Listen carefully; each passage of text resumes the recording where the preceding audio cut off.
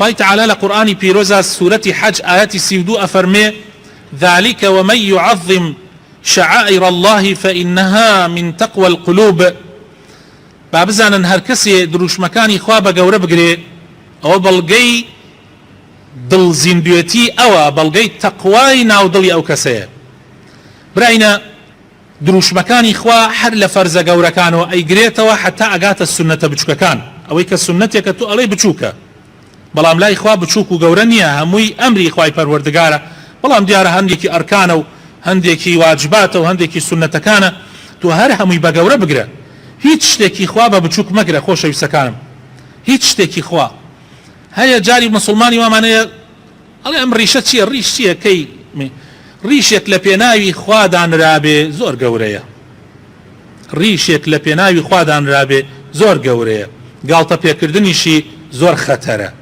سیواکێک لە پێناوی خوا بەکاریبێنی زۆر گەورەیە خۆشەویستەکانم بەکەمی مەزانن گاڵتەکردن بە سونەتێک کە مسلمانێ جێبەجێ ئەکا گاڵتەی پێ بکەیت و ساردی کەیتۆ بۆ ئەوەی جێبەجێی نەکا خەتەرە بۆ ئیمانەکەت بەڵام تەشجیعکردنی مسلمانان لەسەر ئەوەی کە دینەکەی خوا تەطبیق بکەن تەشجیعی یەکتری بکەن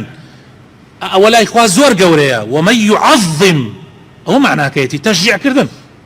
خۆت بیکەی ئەگەر خۆتیش پێت نەکرا تەشجیعی مسلمانان بکەی تەشجیعی دەوڵەمەندەکان بکەی لەسەر ئەوەی کە ئەوەی بە فەقیر ناکرێ با فەقیرەکان تەشجیعی دەوڵەمەند بکەن ئێمە تەشجیعی یەکتری بکەین ومن يعظم شعائر الله فإنها من تقوى القلوب بەڵگەیە لەسەر تەقوای دڵت کەسێک لەکوێ گاڵتە بکا بە شەرائیعی خوا بە شعائیری خوا گاڵتە بکا و مسلمانان سارد کاتەوە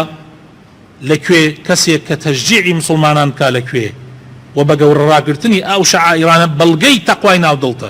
بە کەمزانینیشی بەڵگەی کەم تەقوای ناودڵی ئینسانە خوا پەنامان بدە